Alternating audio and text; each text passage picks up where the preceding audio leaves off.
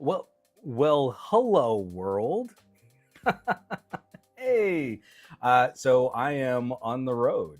We're giving this a try right now. I see Barry Johnson and JoJo the Techie. Maybe it'll just be the three of us hanging out, just chatting, relaxing, all cool and all, shooting some b-ball outside the school. I am on location, and we're going to be doing a short show. Michael Corcoran, sorry I'm late. I was melting down over the Supreme Court case that just basically said presidents can't be prosecuted. Michael Corcoran, I would be melting down more. I think we're all melting down at that just a little bit. But I'm across the Atlantic right now. So I feel a bit well buffered from what's going on until I have to traverse the Atlantic again, and then I'll be caught up all in the middle of that politicking once more. So Michael Corcoran, Tech Boy, is saying hi. Jojo the Techie saying and oh, and happy pre-Independence Day. Yeah, this is the first. We're kind of interrupting the schedule just a little bit here. Normally, I would be looking at like the last Monday of every month is my pajama podcast. Last Monday, last week, I really tried to get a show put together, running it all on this right here as I'm waggling this for everybody to get seasick. This is the Surface laptop. This is just the webcam in the Surface laptop. I'm sure this image isn't any grand or exciting image coming from a laptop webcam. The mics, so please give me a little bit of a sound check here, because I am using a Boya mic, a little clip-on magnetic mic. So last week, oh, Michael, I appreciate that. Michael says, we missed you, man. We didn't have your stream last week or the one with TK. We're going through some SGG withdrawals. So 2 weeks ago, I had a really dark stream. Everything was falling apart on me putting in this order for my Surface laptop. I had to spend 2 incredibly stressful days between my bank and Microsoft. And I actually have to say Microsoft fulfillment. We all have horror stories about like Google fulfillment and Microsoft fulfillment, like getting products to our door. This is one of those rare times where I finally got in touch with someone on the Microsoft fulfillment team who was able to fix my problem. But instead of just my order going through normally, it was 2 very stressful days of trying to make sure the bank would approve it, and then I couldn't pre-approve, and then there was a problem with shipping, and then we could try to overnight it. We don't know if we'll actually have one. You'll either get it tomorrow or the end of July. There's no way to know. They came through, they got this laptop here, and I didn't even have to play the "do you know who I am" card. Because one, I don't think Microsoft cares who I am. I know Microsoft PR isn't like really responding to any of my emails or anything. But it did eventually all work out. The Surface laptop arrived and I was able to start digging into it. Last week, I was going to run the show from the laptop. I was going to run it from the system in my normal setup. I was unprepared for the incredible amount of cabling that my setup really requires. And so, I wake up Monday morning and I'm feeling pretty good and I'm plugging some stuff in here. Then I need to get a hub. Okay, well, if I max out all of the ports on this hub, I'll still need another port. Now this cable doesn't reach and I can't get it around the laptop, and the Microsoft is stupidly only has ports on one side. So maybe if I route this around, completely blew past the time of the show where I couldn't get it all put back together on my main desktop. So that was really embarrassing. For all of these things, like I'm walking around with pocket supercomputers and clip-on microphones, and I'm preaching to people saying like, hey, this is a really easy way. You can set this up. You just plug this in and you can go and you can record. And here I am sitting in front of an incredible amount of telecommunications equipment, and I could not make a stream happen. So instead of pushing the show back later, I opted to just kind of put it on pause for the week because my family we were going on a trip. So that afternoon, rather than be even more pressed for time, making sure we were all packed, making sure we had everything in place and our passports and our luggage and Lex's paperwork and everything like that, I just had to put a cap on it. We weren't going to do the show. So I apologize. That was a rambling way of kind of explaining where we're at. I apologize for not getting something up and running last week, but we're going to spend a little time this week. And I have so many thoughts on this laptop. This laptop has been rocking my socks. This has been exactly what I've been hoping for in portable communication, in portable computing for years now. And in a very early kind of experience, only in the first full week of experiences, it's really doing the gig. I know we're gonna be right on the heels of some other exciting tech announcements and what Apple might do and what Intel might do and what AMD might do, but this feels like a proper first step on the Surface Laptop 7. So hold on one second. I'm going to just take a quick drink of water here and then call out just a few more names and then wherever the chat wants to go. So there's some topics or there's some questions. If you would like to know more about what's going on in Windows on ARMland, now that I've really been kind of living out of this machine, we can kind of keep playing with that. And McCorcoran is correct. Everyone should stay hydrated. I was at Oxford Circle literally 27 minutes ago and then hauled butt back to the hotel room. And again, just the glories of public transit. So it's pretty great. And John Gow watching on his new Surface. You gotta love it. All right, hold on one second. Let me take a drink of water.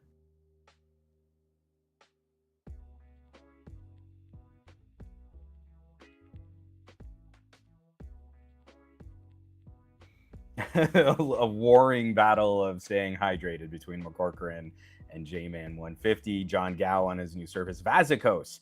I'm afraid in the future we will need an AI bot to make a simple transaction. Companies and banks seem to be getting worse in the simple things. Completely agree. Pup on Tech saying, sorry I'm late. Good to see you. I was late too. I mean, we're all late to this one. This is going great. Aditya Anil is in the chat. We've got Al Sabakli. We've got Bray Gray. What's up, Bray? I'm missing some people in here. I'm so sorry, but I'm so glad to see a scoop. So we have been on a little whirlwind tour of travel, and we capped it with a couple days in London because Marie has been to the UK, but I have never stepped foot in any of the Kingdom United. And so I really needed to take a little time and unplug and get some rest and relaxation, just a little separation. I wrote a post on the Patreon, and I'm going to spoil kind of the core idea of it here. 2 weeks ago, if you catch the podcast, I am utterly despondent. And I think I had some right to be pretty upset. I was very upset with how all of this was going down. And I had put the pressure of years of anticipation of ARM computing finally reaching this stage into this one product launch. So I feel like, yeah, I had a right to be kind of upset, but I feel like this had crumbled so much of what I was trying to accomplish. Like it felt like my entire summer and the rest of the year was just sliding out from under me. And that's probably not healthy to have put so much pressure on one product launch, on one point. But I had really planned so much of my summer around this trip. We had actually planned part of this trip and had decided on the product and shipping that we did just because it would line up with the flights that we had already booked months earlier. I mean, it was like the puzzle fit together precisely, and any little misstep would cause everything to kind of fall apart. But it really did kind of drive home, man, I'm not in a good headspace if like there was no solution. Do you know what I mean? Like you could, if you're prone to some minor depressive states, like I think I'm prone to, I'm not manic depressive, but I think all of us from one time or another will land in some kind of pit, right? I think that is a universal experience that many of us can commiserate with. I really needed some kind of separation. Marie and I, we have not been on a vacation since the year before the pandemic. And so this was a really important trip for us just to get out. We did a quick stopover, visited some family for a day, got on another plane, flew across the Atlantic, and then it's really just been a lovely couple of days just stomping around London and showing Lex something cosmopolitan and urban and a huge melting pot of different cultures and history. And like, we just got back from the British Museum where the Brits had stolen history from around the world and showing her like, hey, down this hall is something from London, and now down this hall is something, look at this is 5,000 years old. That boggles the mind. But then also just getting her sort of active, getting her acclimated and getting her interested in stuff like that. Like, we spent a day, we woke up one morning wanting just to do a nice tea service, and then as we were leaving the shop, we walked right into Pride, the main strip of London's Pride celebration. And there we are with Lex, and Lex is just vibrating at an entirely new frequency, looking around at this spectacle of noise and music and light and imagery and color. And that's kind of what I needed. I needed to kind of live outside of my own tech brain for a couple of days, and it was pretty it's been remarkable. It really has been helpful and kind of beneficial. So Simon says, Hypno says, we all go through that at points regardless of class or status. Everything is relative, and it doesn't take much. It really doesn't take much in this day and age of information overload, and where we can get so deep in our own weeds that, man, one little thing can then set off a chain reaction that's just devastating. It's pretty tough. Oh, Pup on Tech. I see, and again, commiseration. I feel like there's been enough of this going around, and I think we have a community of people here, like at least in this chat right now, that are able to sort of help and support each other. Pup on Tech saying, I'm in one right now. It's been pretty rough. Aditi Anil saying, yeah, too many variables and it puts you on edge. And Pup, if you can, I need a vacation as well. We have been planning this for a while. This trip is sort of the anniversary gift that Marie and I had sort of saved up for. This last April, we celebrated 20 years married, and that's kind of a big deal. So we wanted to do something really special for our 10th anniversary. We did this extended stay up in Vancouver.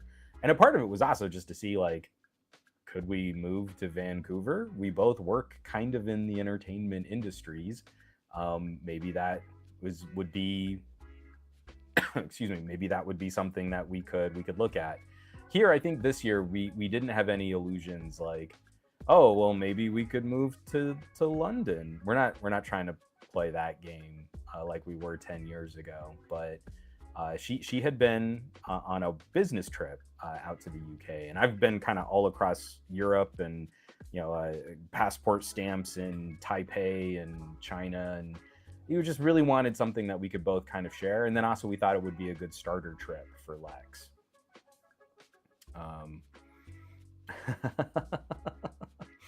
Al Sabakli. So I feel bad, Al, and I was gonna maybe try to reach out to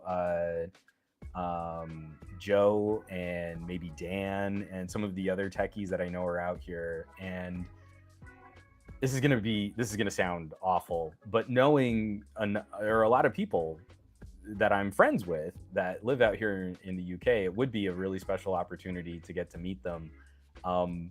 But I really just wanted to dedicate as much time as I could to taking my daughter on little adventures. And she's been a trooper for an 8-year-old. Like, she's way off her schedule. She's staying up crazy late at night. She's waking up early. She's getting ready to go. She's hopping the underground. I mean, like, she really has been a trooper. So if it had worked out like, oh, well, maybe we've got a free evening, or maybe this day's going to be a little quiet. We built extra days into this trip, and then the second we landed here, it was like, no, we got to do this, and we got to see this, and we got to go over there, and then we want to see that, and if we see that, then that's right next to this, so that we should definitely do that. We've been to so many palaces and museums. We are the only trip outside, the only little trek we did do a day at the Warner Brothers studio so Lex could see the Harry Potter experience. It's it's been a lot, and unfortunately, I didn't know where in that schedule to fit some friend visits, so it was yeah, it's been pretty jam packed. Al, thank you. Yes, first holiday in 5 years. We kind of needed to just have the holiday. Hold on one second.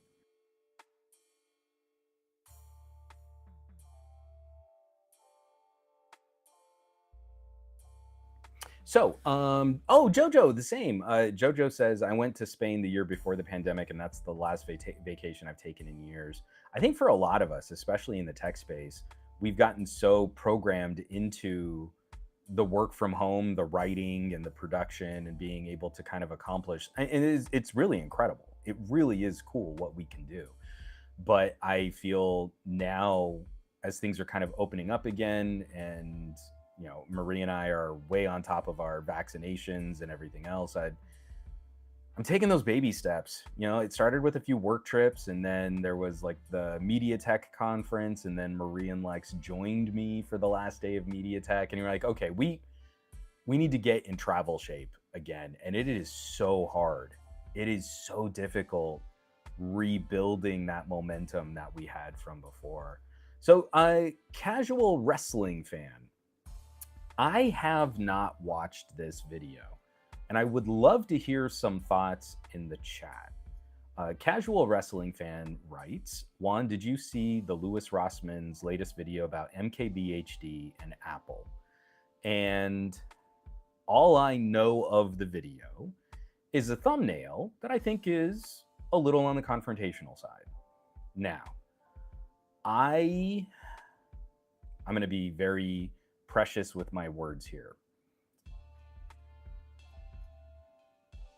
Ever since the Xperia 5 Mark II, when Austin Evans put out a review of the Xperia 5 Mark II that I felt grossly misrepresented the product and also showcased a tremendous ignorance from the hosts of that video, that they had obviously not used the phone.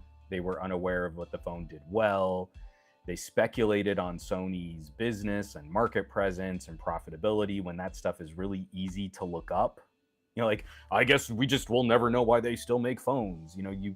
There's this really lazy, entitled tone to a video like that. And I wrote out a reply. I didn't shoot a video, but I wrote out a reply going beat by beat through their review and responding to the things that I thought were kind of hack. Ever since then, I've felt like I've needed to take a step outside the YouTuber tech drama. The last time I ever watched and replied to an MKBHD video was the LG G8 and the Master of None. And I put out a video saying, yeah, it's the Master of None, unless you count all of these things that it's actually the best at, right? And again, there's a lazy, entitled popularity. I can call LG the Master of None because there's only a handful of LG fans out there, and Samsung fans will want to hear why their phone is better than an LG. And we've been playing this game ever since. The fallout that I've gotten and the sort of carnal, visceral rage that I get whenever I do a response to someone, what I feel is a hack review, it's like the second you see two YouTubers in conflict, we stop caring about tech. And it's just like reality TV. And it's a bunch of BS posturing and chest puffery. And we never get back to talking about the tech. We never get back to pointing out the pros and cons of products. We never get back to the real experience that helps consumers make better purchasing decisions or get more out of the products that they buy. And from someone on the outside looking at this community in a circle everybody pointing guns at each other and eating each other alive, we already look foolish. All of the people in this chat, I think we share this feeling. Look at all of the stupid thumbnails for videos we have to endure because that's what YouTube prioritizes in the algorithm. We don't want to do this. For some reason, it works as we bring in younger and younger audiences, but they're not making purchasing decisions on any of this stuff. So I see Louis Rossmann put out a video on MKBHD. I will be the first person to tell you, big, super huge channels are a symptom of the disease. They are not the disease.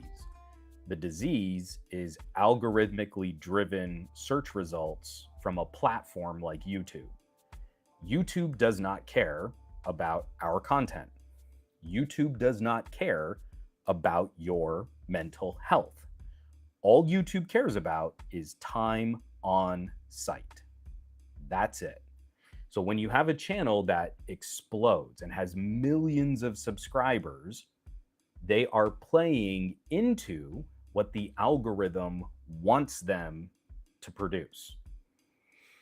I can't blame a YouTuber with millions of subscribers for wanting to be successful.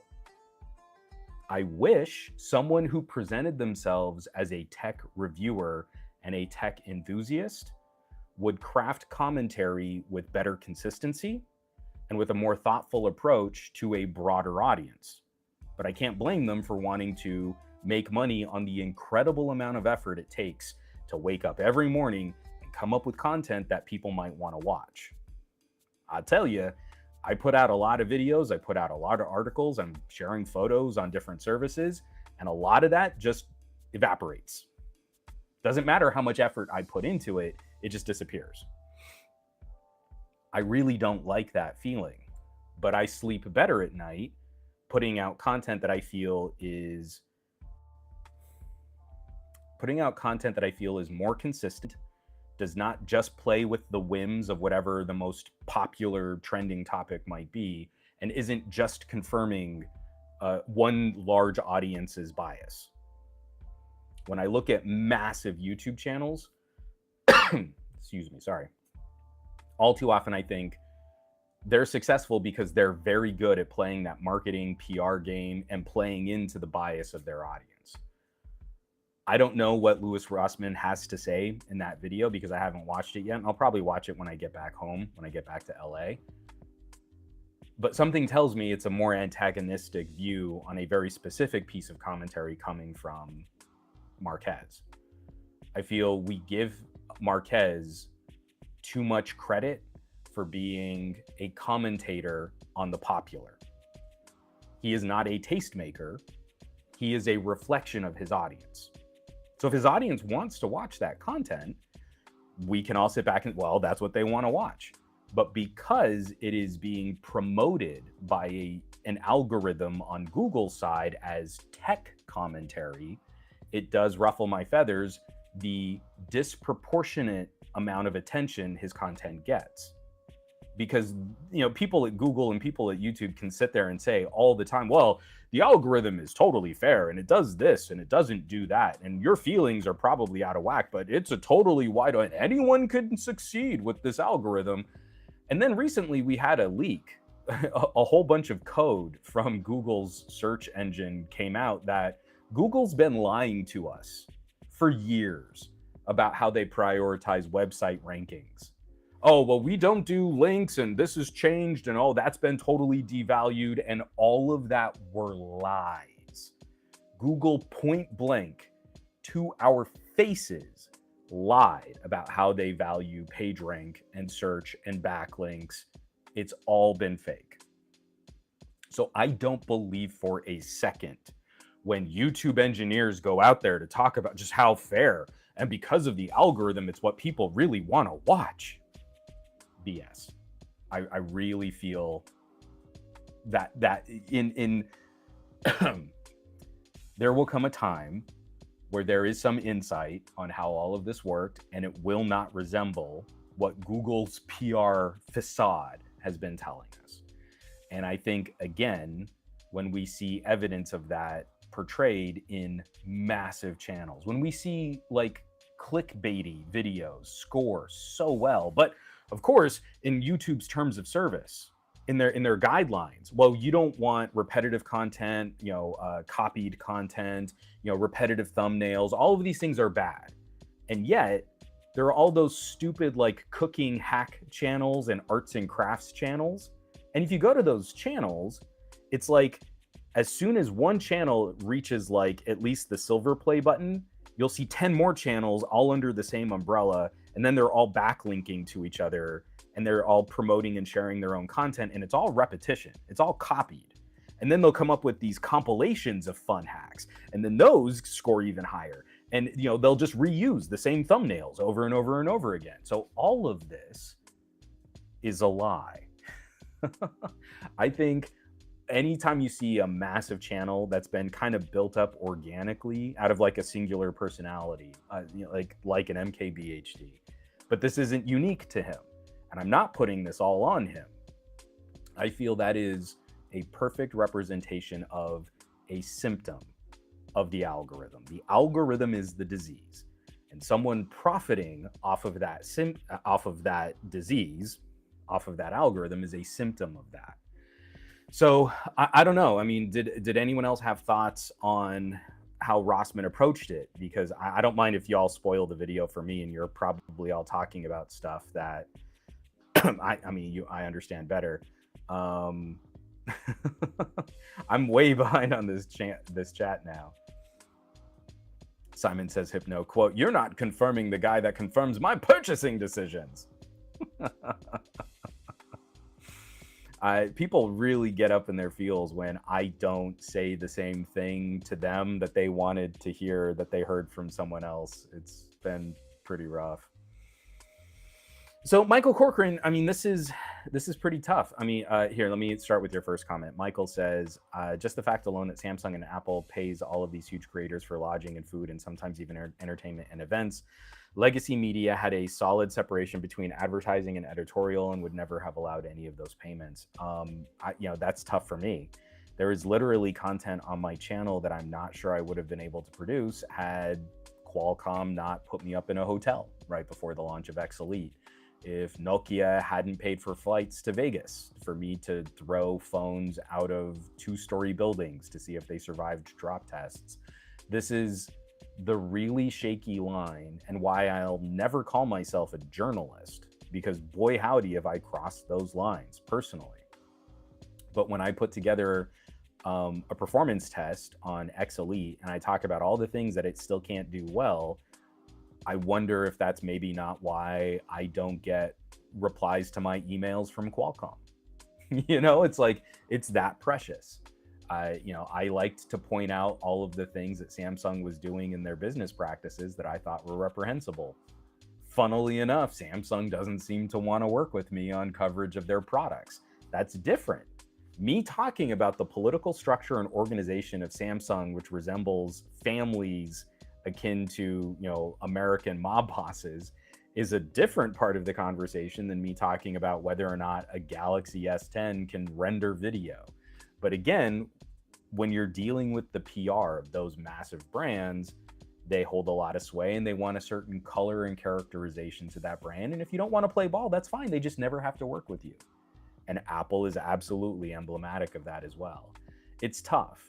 But in the legacy media era that we're in right now, where you look at massive newspapers finally get access to some kind of Apple executive, and then it's all softballs because they're terrified of ruffling feathers. Oh, if we get Tim Cook in front of the camera and we ask him a tough question, they'll never let us interview another executive. We'll lose access to Apple, and there goes our great content. I'm gonna take another drink of water here.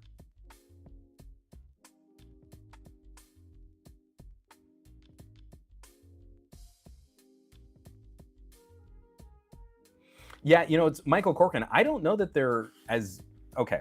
Sorry, I'm jumping ahead. Michael Corcoran says, I don't know if I have a favorite. I like one. Gamers Nexus is very good about the ethics of news gathering. And again, that is a channel and a team that have built up a reputation and a consistency in their approach to reviewing products and testing products, this whole sequence, this whole step that they've made into more investigative journalism is fairly new for the brand. And I think they're doing most of it very well. I think they're learning some of the things that they didn't know about working with executives, talking, interviewing, putting people on the record, sharing that information with their audience. We've lost so much of that classic news hound, investigative journalist. I mean, what do we even call that? It's almost like an apprenticeship. You know, you can go in to be this kind of reporter or sit at a news desk and read a teleprompter, but there's such a specific flavor of someone who is just, you know, like a dog chasing cars. I need to dig through the tiniest of pieces of data to get to what the truth might be. And unfortunately, generationally, I think we've lost that culture.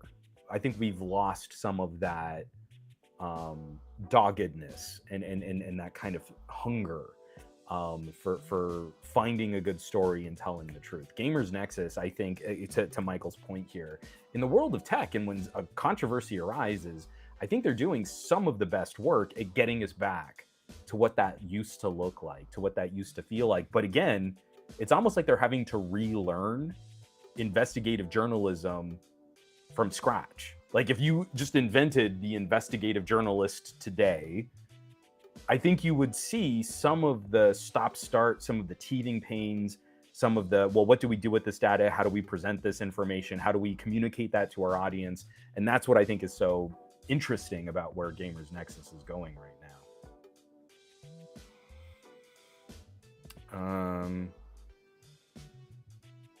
Jojo the Techie, lying like a rug. Google has not done this well. And again, I really feel, especially after that last leak of search engine code, Google is absolutely in an actionable position. I am shocked that some of the larger web publishers out there haven't put together a class action. I'm really shocked because Google has been telling us publicly, this stuff doesn't work anymore. This is what we want you to do. And then parts of the search engine leak, and it's completely not what they told us.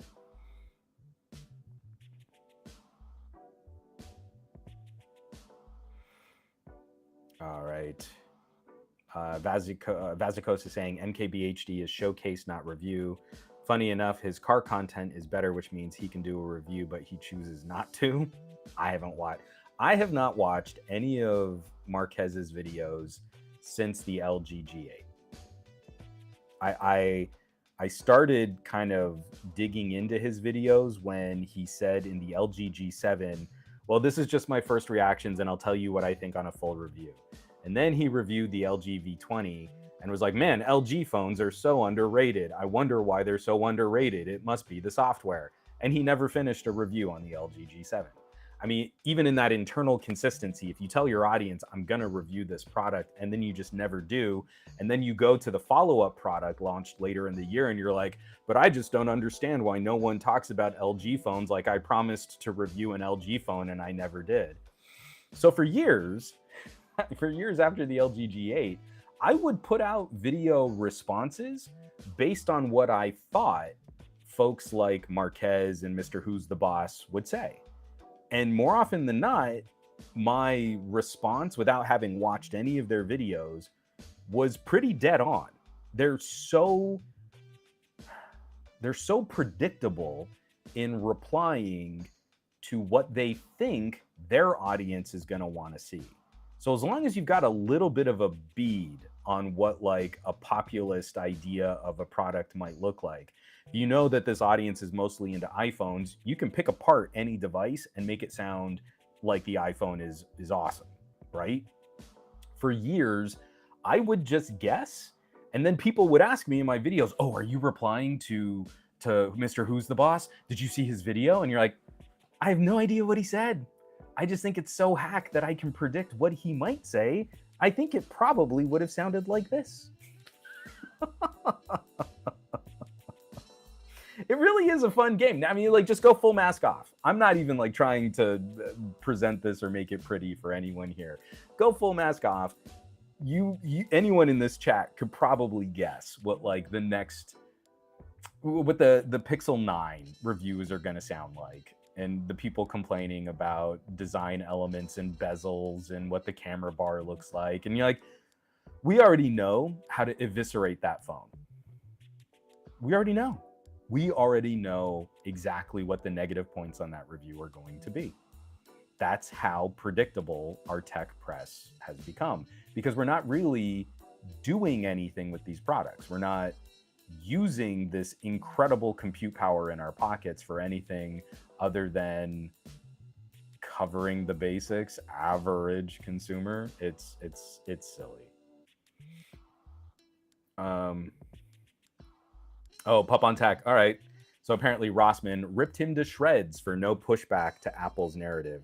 See, this is the problem, though, is why do we turn to someone like Marquez for the pushback? Right? I don't like his content. I don't really appreciate the populist, I'm going to profit off of what everybody already seems to know style of video.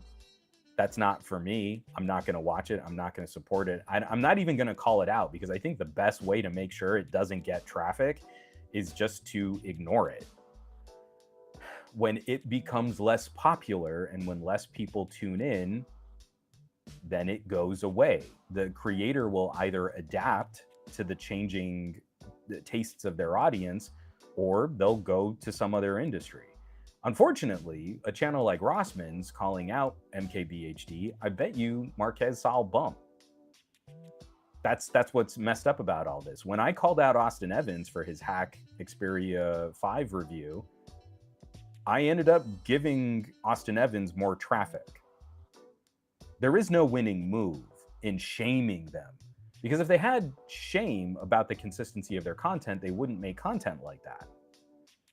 If it was really about a consistent and a measured and a gamer's nexus or a hardware unbox where you see just the machinery necessary to make a consistent review for every device that they review, not just the most popular ones, Marquez wouldn't make the content he does. Mr. Who's the Boss would not make the content that he does.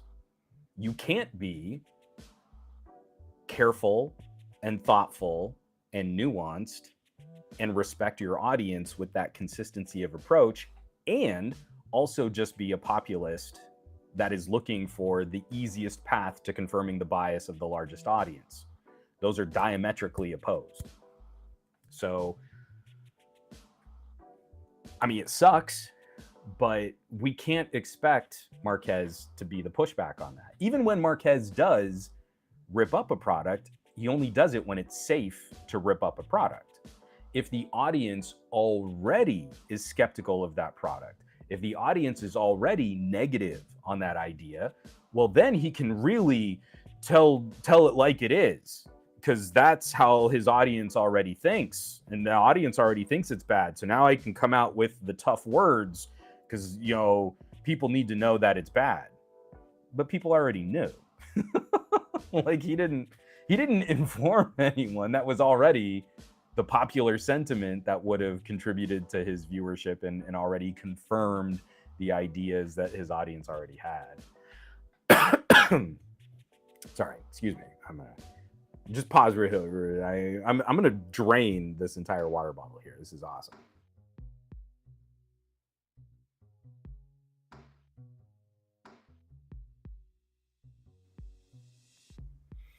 Muppinish. Oh, damn, some on the road guy. Also, I'm sorry. I think I asked for a sound check in here. Has this sounded okay? Like, does this actually sound all right? I've got like this little mini fridge and the AC is going, and like, I have no idea if this sounds terrible. So apologies if this is awful. I'm just so tickled that I got this up and running on my little Surface laptop here.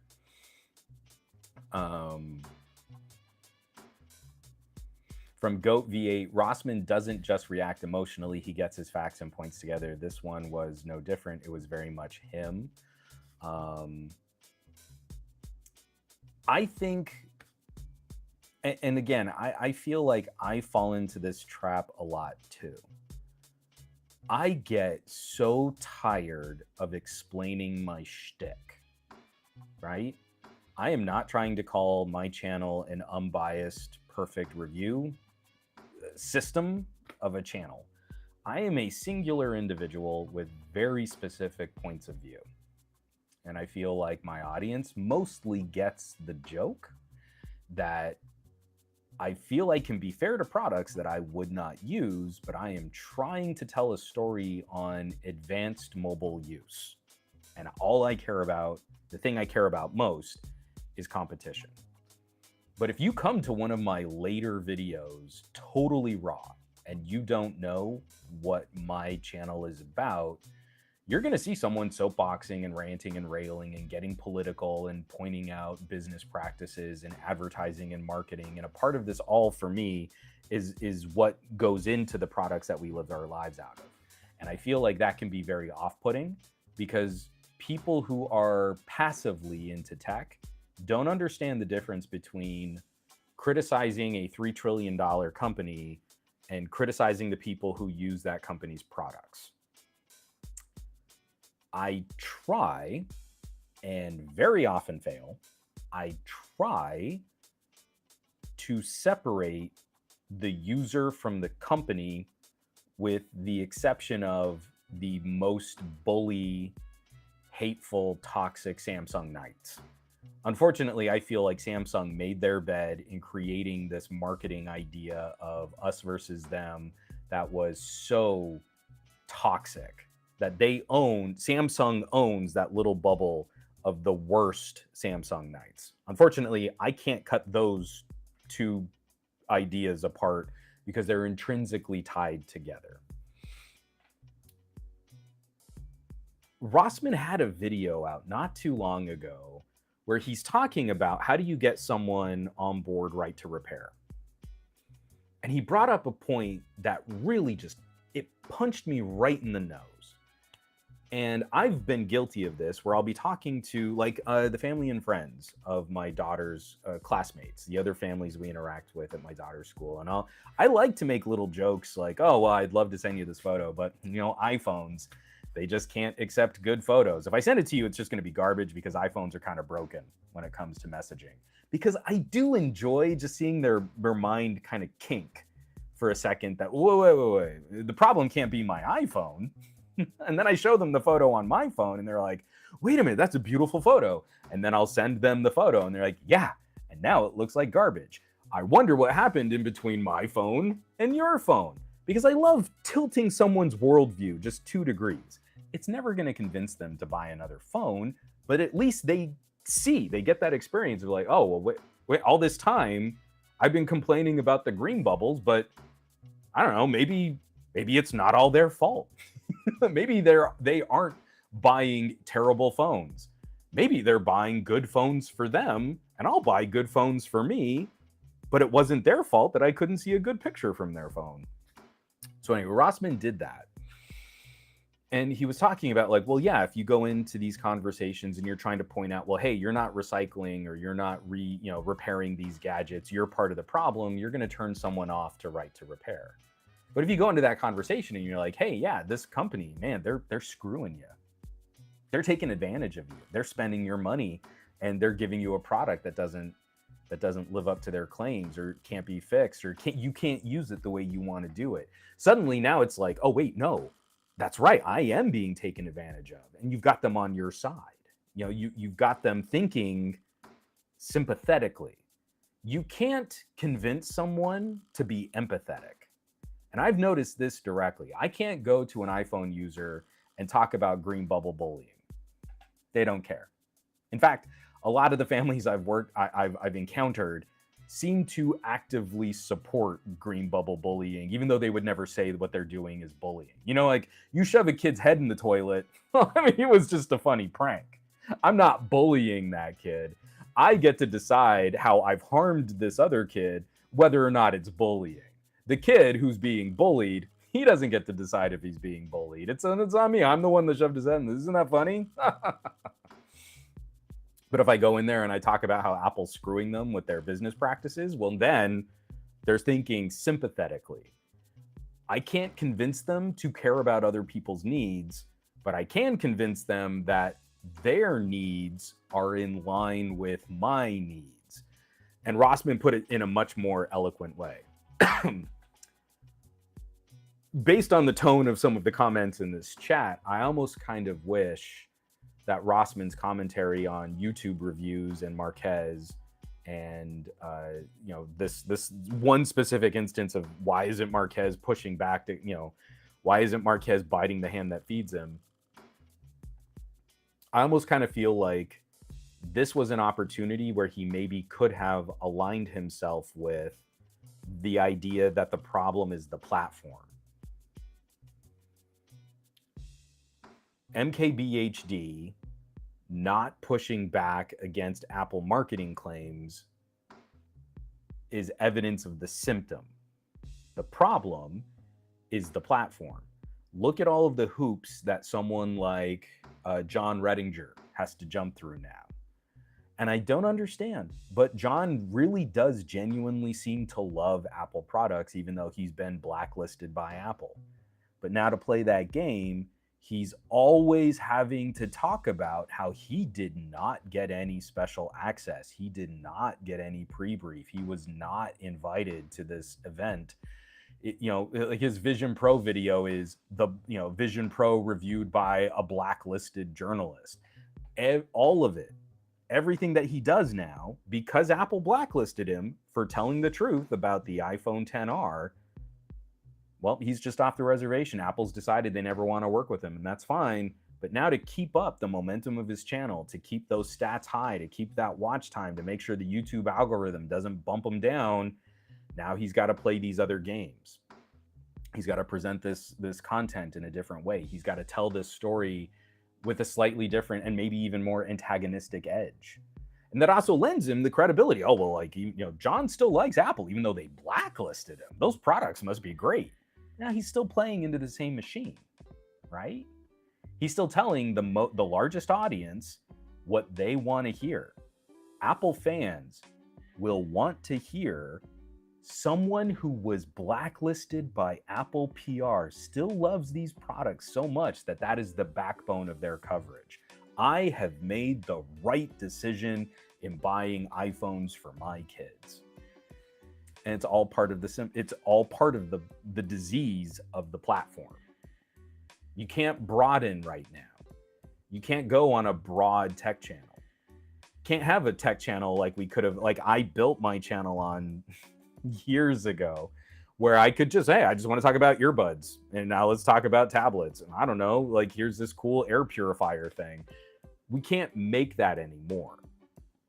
The algorithm and the platform want us to niche down and then find out of this one category what is the most popular devices of this category. So if I'm a North American and I want to talk about smartphones, I don't really get to talk about smartphones. I'm really only allowed to talk about Apple and Samsung. And then maybe Google as a way to talk about how Samsung and Apple are better. But there's Google like down here.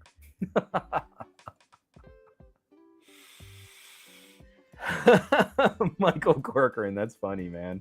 Yeah, you think of it like the home shopping network. It makes more sense. Everyone is just showcasing products, basically trying to sell them to you. I've talked about this a little recently too, where it's like, I used to be able to have like a sponsored video pitch where we could talk about like, hey, I just want to showcase the product doing something. And now it's everyone is like, well, we want you to review our product and then we'll pay you for it. And you're like, well, that's not a review then. I know I'm being pedantic, but literally that word is in conflict with you paying me to only say nice things about your product, which, as you might have noticed, I haven't had a lot of sponsored videos on the channel recently. Over the last year, we saw this swing hit hard where everyone goes into any conversation, especially on a medium-sized channel like mine. I don't have a huge channel, but they immediately come in say, this is what you're going to talk about. This is how you're going to say it. These are the rights that we're going to reserve for it. We want to have unlimited re-edits so that we can, craft the video over a series of back and forth. You're going to render it out and show it to us, and then we'll tell you all the things we need to fix. And then for that, we'll pay you like half your normal rate, because we really want to build a long-term relationship with you. So you have to do all this for video first for cheap. And then if it totally explodes and goes viral, then maybe we'll consider paying you a little bit more for the next video. But don't worry, we've got an affiliate code so that you can make more money if you sell more of our products. They can't conceptualize a medium-sized channel that actually tries to review. All of these channels that they're interacting with are built hard on making this money by hawking these products and moving these affiliate links. And that's not what I started my channel on. I don't want to play that game, but there's no money in just having a medium-sized, good-ish, broad tech conversation channel. That's anathema. I don't know, one of those, to the current state of the algorithm. Let me take a drink of water here real quick. I'm catching up. This chat is amazing, by the way. I'm like so way far behind right now, but y'all are rocking my socks.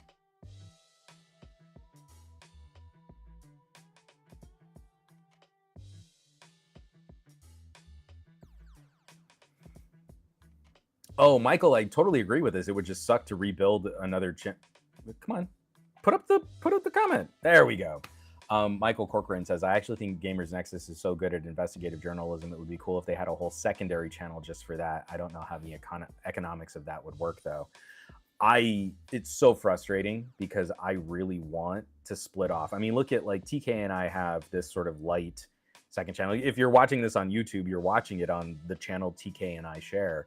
And I moved the podcast over here, even though I didn't want to come back to YouTube.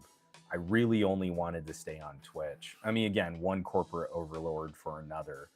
But I thought, well, hey, let's see. I'm not exactly a tiny fish, but I'm a small-ish, medium-sized fish in this huge sea.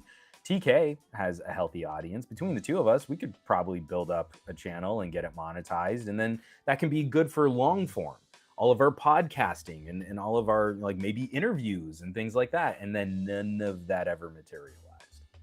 Now, we've done 140 episodes of our best of our week. I don't know how many episodes of my podcast I've streamed on that other YouTube channel, and it's never really going to monetize.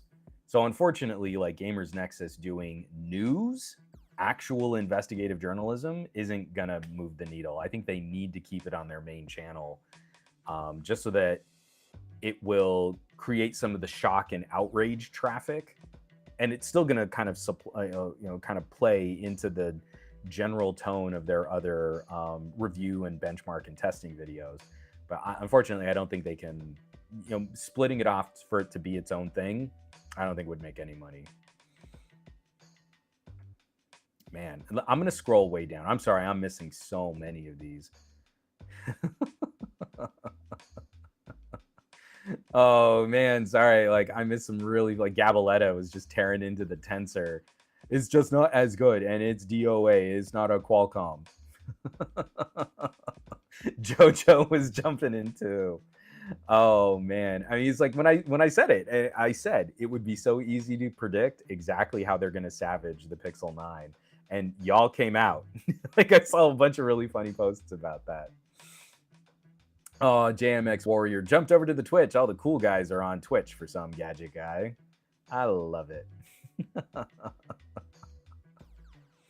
Muppinish, when it came to MKBHD and the Surface Duo 1, the thing that really bothered me were all of the big YouTube channels that said, well, don't you think it's so suspicious how Microsoft is doing a split embargo?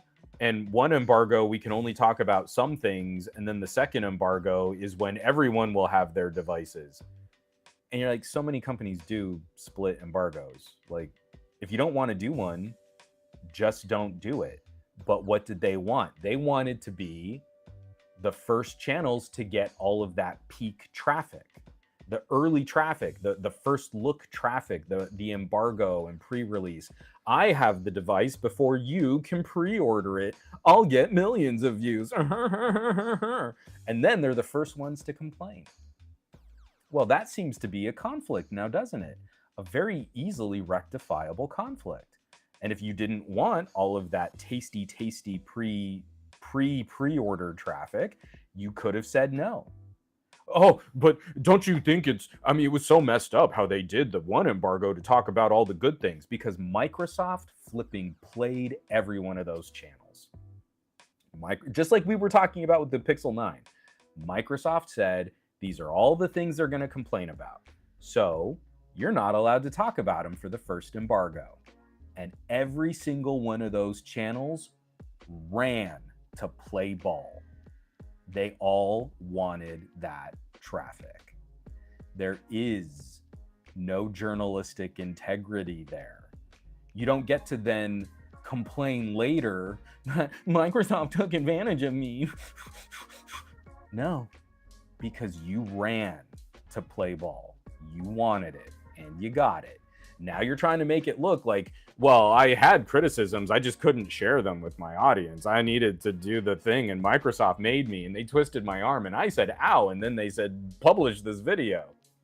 BS.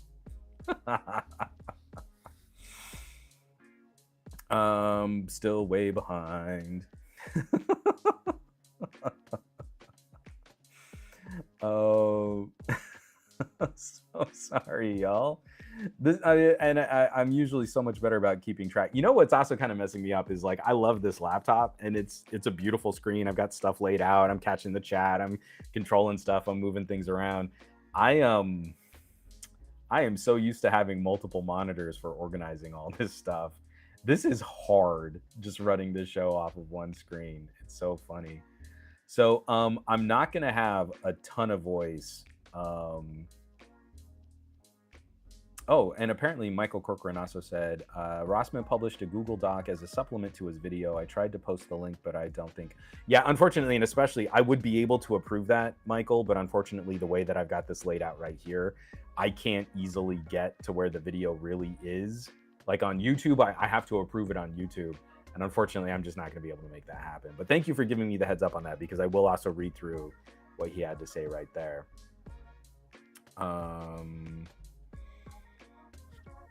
Sorry, excuse me. Get this out of the way.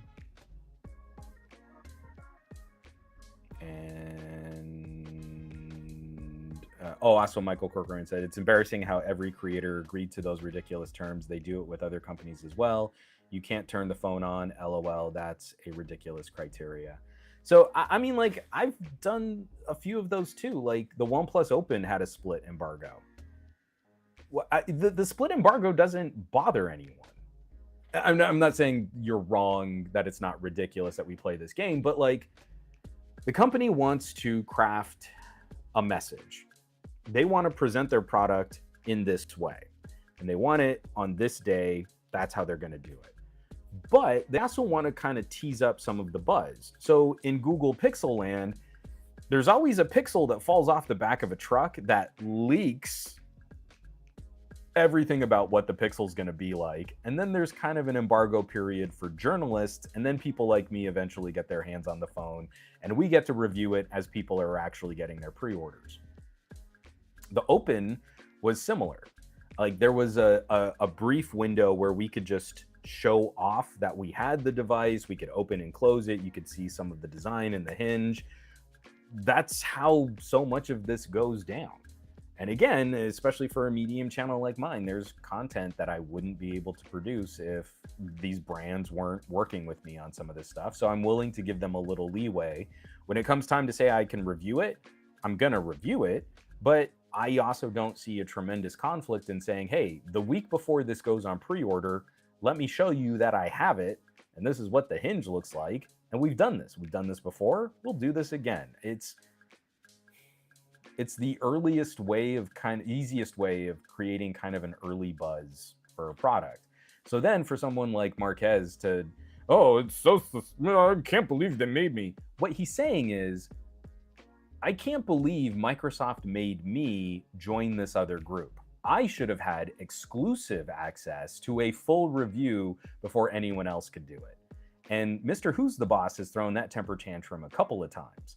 When that channel doesn't seem to get exclusivity on something, and they are in line with the rest of us regular people to review a product, suddenly they just don't want to review it. No, I don't feel like I've been made special enough, and my content will have to compete with content from smaller channels, and then that's not special. So I'm just not gonna play that game. I'm not gonna play that game with that brand and that PR. I won't do it. I have too much integrity and self-respect. But really, it's that they're selfish. They just wanted an empty runway so that only their video would get the early access. And then when they don't get it, then they complain. Then they act like, oh, I don't, it's just not, it's just not, authentic.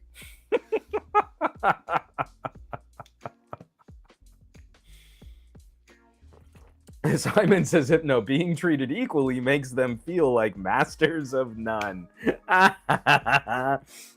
When they're in the rest of the group, it's like their HTC phones, and there's just all this wasted space. So Goat V8 was saying, I missed the beginning. Are you on the X Elite Surface? I am on the X Elite Surface, and I don't want to. My daughter and my wife are out running some errands real quick. We have to buy an incredible amount of chocolate for family and friends while we're still here in the UK, our last day in the UK.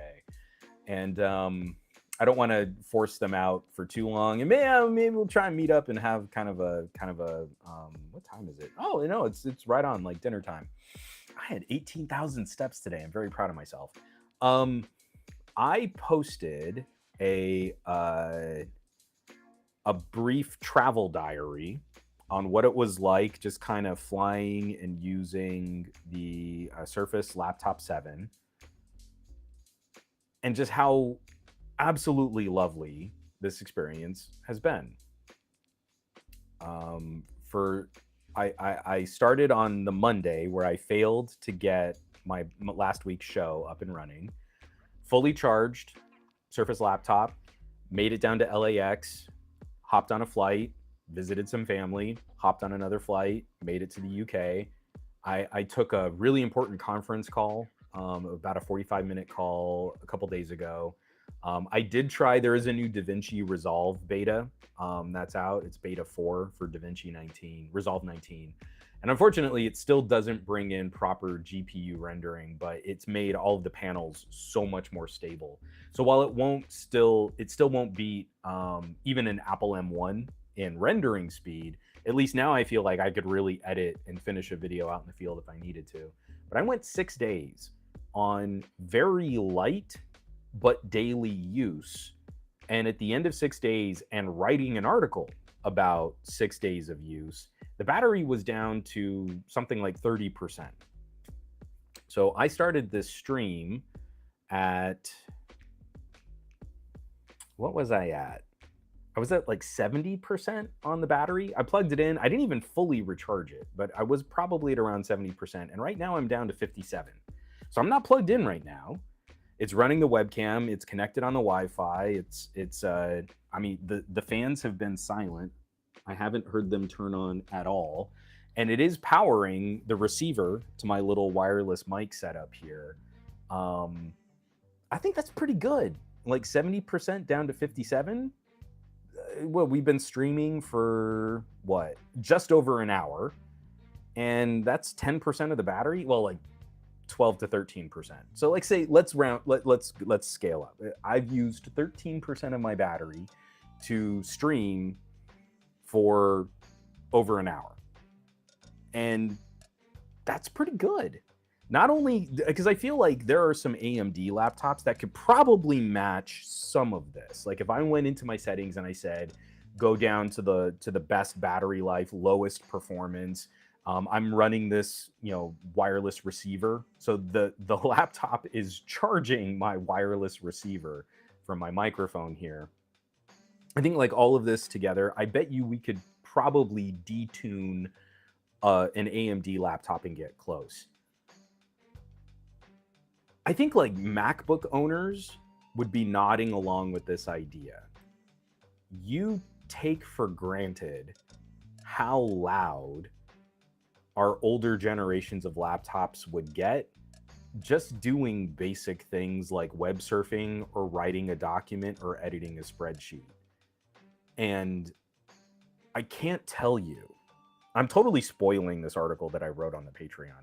I can't tell you how quickly you start treating a full laptop computer like you do a phone or a tablet. Like, I'm not sitting here preciously shutting it down. When I don't need it, I close the lid. When I need it, I open the lid. I do some stuff and then I close the lid again. And then I go for 6 days of very light daily use like that, not thinking about having to manage it. I'm in the middle of this stream here. The hotel room is actually kind of warm. Like, I know they've got AC, but like, I don't know, man. It's kind of like New York. A lot of this infrastructure, a lot of these buildings were built like without the summer heat.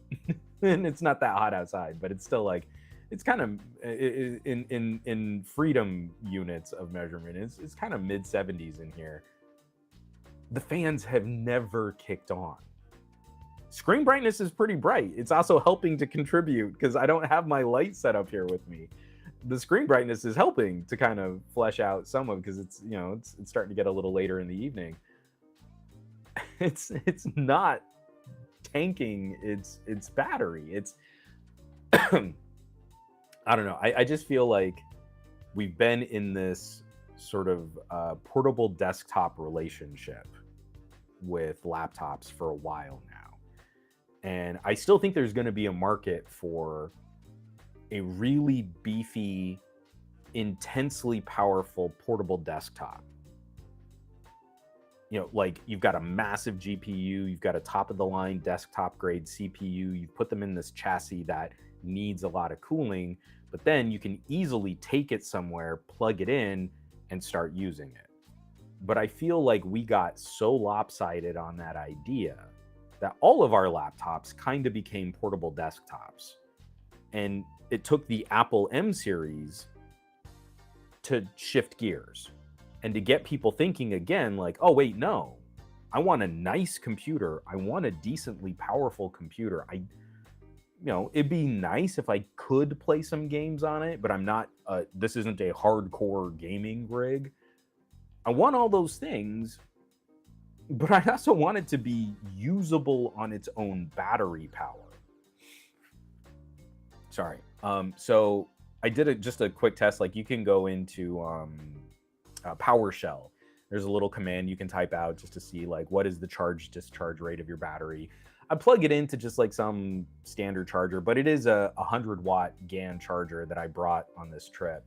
I plug it in. I'm expecting to see like a bigger number, and I get the result back and it's like, oh, you're charging and you're fast charging, and it's pulling 47 watts.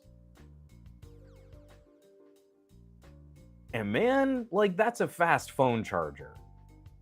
That's not a beefy laptop charger.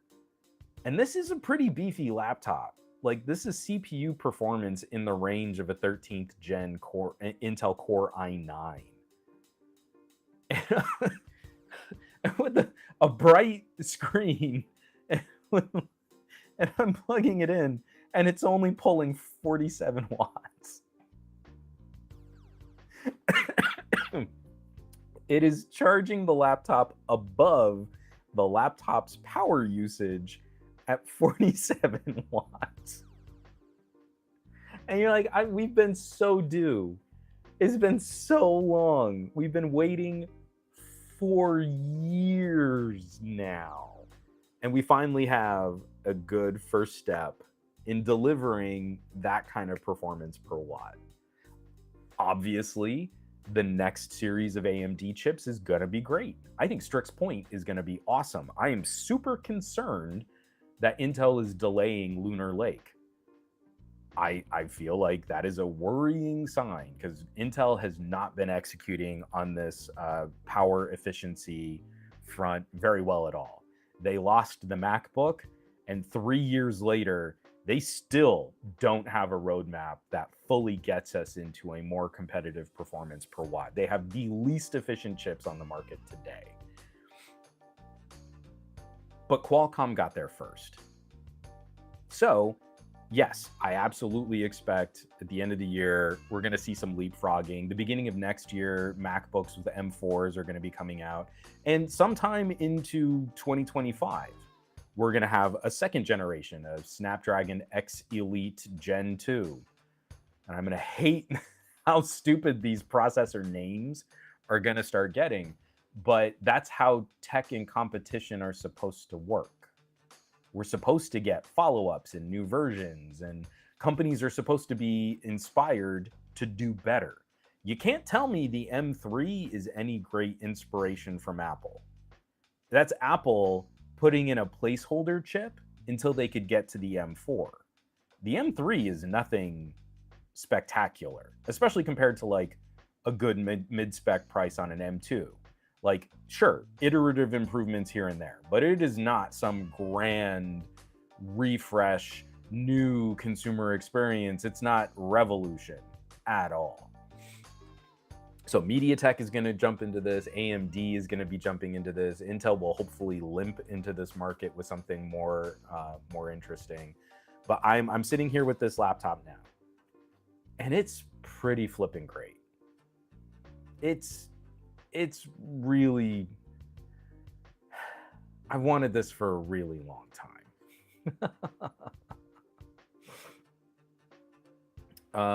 Let me see if we have any. A DTNL. California man discovers old architecture. John Gao, on the Surface laptop, which performance mode do you use the most? So right now we have recommended, better performance, and best performance, and I live at a recommended. Like, that seems to give me the best. I mean, obviously this is like it's a scheduler that kind of reduces the overall power draw. There are no efficiency cores in this setup, which just blows my mind. This is a 12-core CPU, and they're all performance cores, and it can throttle down so low. Qualcomm's claims that you don't need efficiency cores kind of holds true.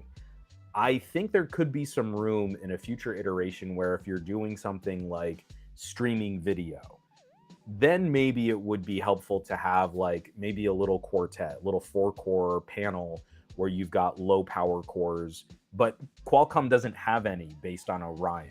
Right now it seems like Orion, the server chip, is just a really beefy P core, so that's what they put in, but they put in a really aggressive scheduler to kind of reduce some of those power concerns. I only go up to best performance in the final steps of completing like a video render, or like when I do the audio version of the podcast, I'm going to cut that up and then mash it down into MP3. I don't need best performance for doing the editing.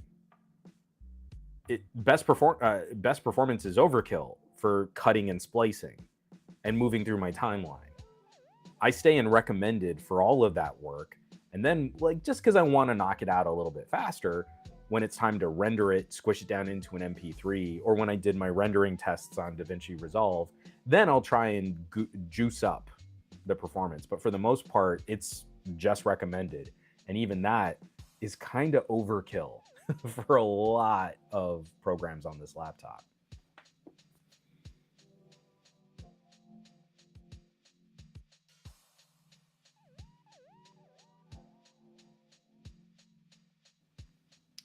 Let's see. Sorry, scrolling through. Goat V8, do you have an average that it pulls based on your usage on battery? So I don't have that data. I really don't. And I'm trying to point out that like this first, I don't know, I kind of feel like the first month of this does need to be a bit more anecdotal.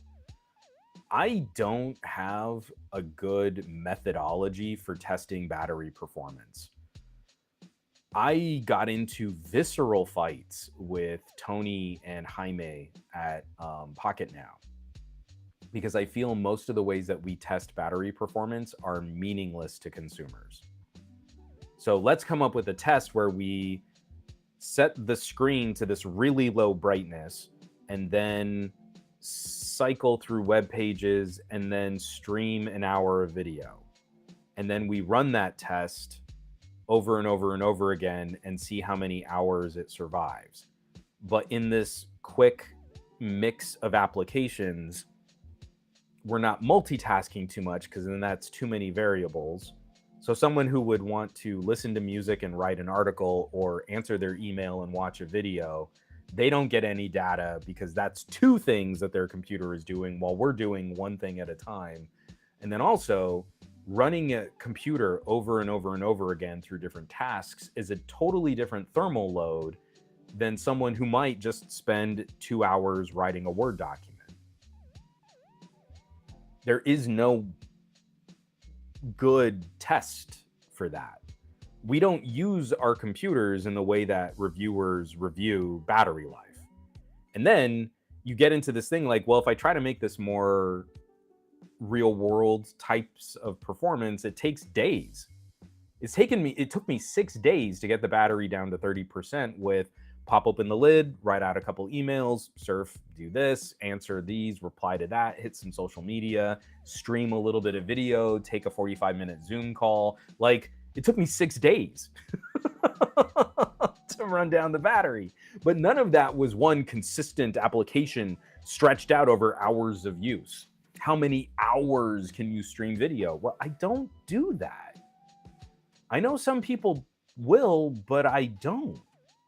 So I have to leave the computer in a non-operative state for hours and hours and hours while it just runs some video. I mean, even on the flight out here, it's not even something I would want to use my laptop for because my laptop, this is a very reasonably sized laptop for it being a 15-inch screen, and it's too big for an airline airline tray table. I couldn't do a whole lot on this. And that's why I'm terrified. Like, you set up your laptop, you get it all moved, and then the person reclines the seat, and then like the seat like pushes into the screen on the back of your laptop. This is so new and it's so precious to me. I don't want to see it get busted. So yeah, so unfortunately, I mean, like, I'm not trying to evade your question, Goat, but it's like, when it settles in and you're doing something basic, it is drawing so little power. Notebook Check, I think, has their suite of benchmarks and power and stuff like that. And I appreciate, like, they're doing a good job of showing, like, hey, if we set up if we set up the new Asus with an X Elite versus a laptop with an AMD 8945HS, top of the line Ryzen laptop chip, Ryzen 9 laptop chip. That Ryzen can wipe the floor with X Elite in a bunch of these benchmarks. In some of the more CPU-bound benchmarks, the X Elite is either pretty close or maybe it ekes out a few wins here and there. But AMD's top-of-the-line Ryzen 9 is a monster. That's great. And then you get down into like the power consumption tests and the way that they run those on specific applications. You're like, okay, well, yeah, I mean, like, maybe it's 10 watts or maybe it's 12 watts. Like the Ryzen isn't that far from the X Elite. But then you're like, well, if the total system power on the X Elite is something like 45 watt and the total system power draw on a Ryzen is 60 watt, well, I mean, that's like a 30% increase in power draw at peak performance. And then you look at things like the idle power. And when this machine is doing nothing, it does nothing at like 3 watts versus like an Intel machine doing nothing at like 20 watts. So it's like all those little in between. When you're doing very little on this machine, it is sipping power and it is drawing very little power, and it's delightful. So, folks, I really can't say enough nice things about this, because this isn't the final destination. Now that Qualcomm has put out X Elite, that's just the beginning. It's not the completion of this journey. X Elite is going to get better as we get improved software and support. Not only just ARM native builds, but programmers going into these and like, how can we optimize for what this chip can really do? It's different than just recompiling. There's stuff in an ARM SoC, like maybe in this application, we tap the NPU. Like what Resolve is doing with some of their plugins, that's going to vastly improve performance if you can utilize that extra processing power on this chip. All of this continues to get better. MediaTek is right around the corner. AMD is right around the corner. Intel is somewhere farther down the road. Apple will eventually be refreshing. All of this just kicks off.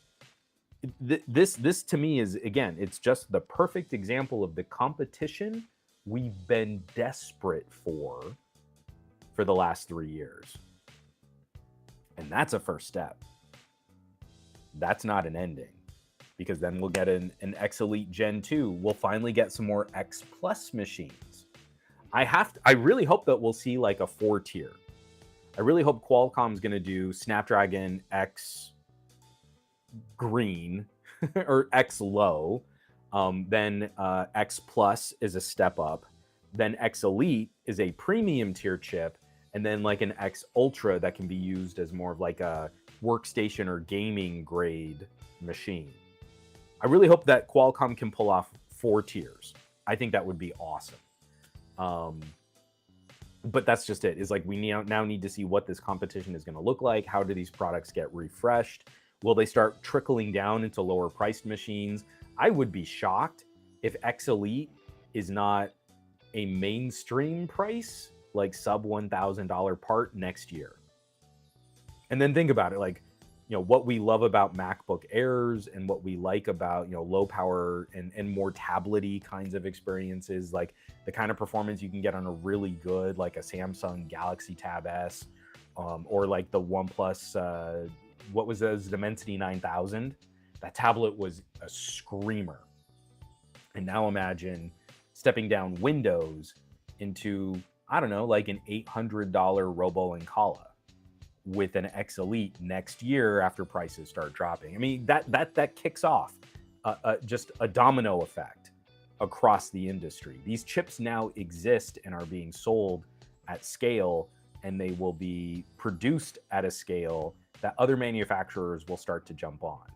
So that to me is a huge consumer benefit. This is the type of performance per watt and performance per dollar that I think consumers have really been lacking in Windows land. And then it just gets even better for like Chromebooks, and it gets even better for Linux machines, and maybe another future generation of portable handheld consoles is going to draw from these types of parts and pieces. We've been due. Excuse me. It's been a long time coming.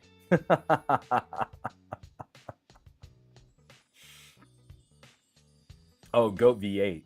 Personally, can't wait for drivers to start showing up and for gaming to take off and eventually an ARM handheld. Then Muppinish, an ARM handheld, isn't that called a prosthetic?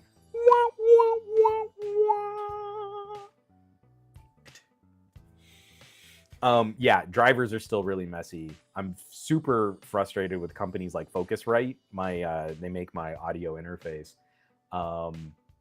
They are so bad at catching up to drivers when like updates to Windows come out, but it's not like we haven't been playing with ARM-based machines for a while. It's just so dumb. It's really bad. And then, yeah, and Simon says, no, exactly. An ARM mini PC is my dream. The Ace Magic fans are just too loud for when I record. Man, if I could have the cooling solution in the new Geekom, because that Geekom has a small fan, but it's tuned to a lower pitch. So whatever they're doing in that, was it the Geekom A8? It's one of the smaller little mini PCs in that Nook style form factor. It's just got that one little bass fan, but it doesn't spin up like the Ace Magic has more of a, that kind of higher pitched whine. I'm sitting here doing fan sound effects. I have to go. that is like when I'm doing bird calls, but with computer fans at the end of the podcast. I feel like I've tapped my rational ability to communicate ideas.